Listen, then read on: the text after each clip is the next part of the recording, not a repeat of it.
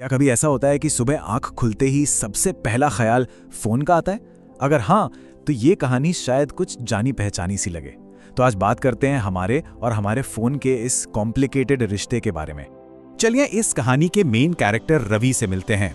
रवि की आदतें, उसकी परेशानियां, हो सकता है उसमें हमें अपनी भी एक झलक दिख जाए। तो कहानी की शुरुआत होती है सुबह की एक बहुत ही आम सी आदत से। एक ऐसी आदत जो अनजाने में रवि का पूरा दिन तय कर रही थी। हर सुबह, मतलब आँख खुली नहीं कि बिस्तर से उठने से पहले, कुछ और सोचने से पहले हाथ सीधा फोन की तरफ जाता था। ये एक तरह का रिफ्लेक्स एक्शन बन गया था जिसके बारे में सोचना भी नहीं पड़ता था।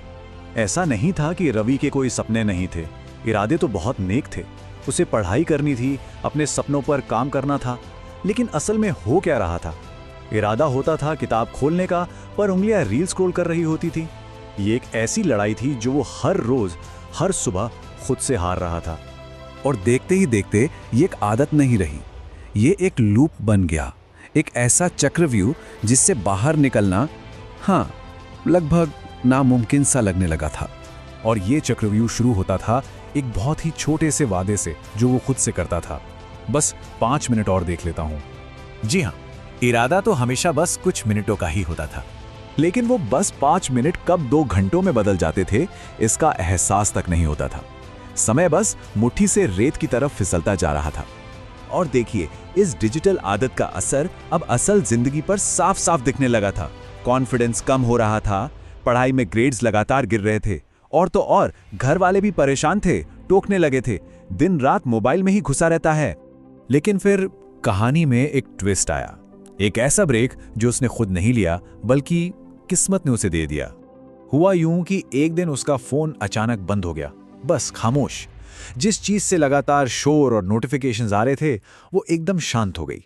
अब शुरू में तो रवि को बहुत गुस्सा आया, बहुत बेचैनी हुई। पर कभी कभी यही अनचाही खामोशी हमें वो सुनने का मौका देती है जो हम शोर में नहीं सुन पाते। ये एक ऐसा ही पल था जिसने सब कुछ बदल दिया। जब हाथ में फोन नहीं था तो बरसों बाद उसने एक किताब उठाई, एक पुरानी आदत जो कहीं स्क्रीन की चमक में खो सी गई थी।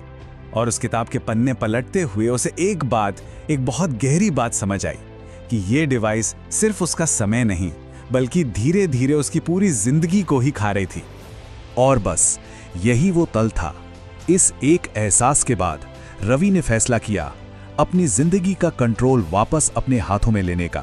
अब देखिए, उसने फोन को अपनी जिंदगी से फेंक नहीं दिया, नहीं, उसने फोन के साथ अपना रिश्ता बदलने का फैसला किया। एक नया नियम बनाया, मोबाइल हाथ में होगा पर दिमाग पर हावी नहीं होगा। और एक बहुत बड़ा शिफ्ट था। पहले मोबाइल उसे कंट्रोल कर रहा था, अब वो मोबाइल को कंट्रोल कर रहा था। असली सवाल ये नहीं था कि टूल अच्छा है या बुरा, बल्कि ये था कि कंट्रोल आखिर किसके हाथ में है। तो रवि के इस पूरी कहानी से हमें क्या सीखना चाहिए? ये हमारे और टेक्नोलॉजी के रिश्ते के बारे में क्या बताती है? बात सिर्फ एक आदत बदलने की नहीं है, बात अपनी जिंदगी का रिमोट कंट्रोल वापस अपने हाथ में लेने की है। और यकीन मानिए, यही छोटा सा फर्क पूरी जिंदगी बदल देता है।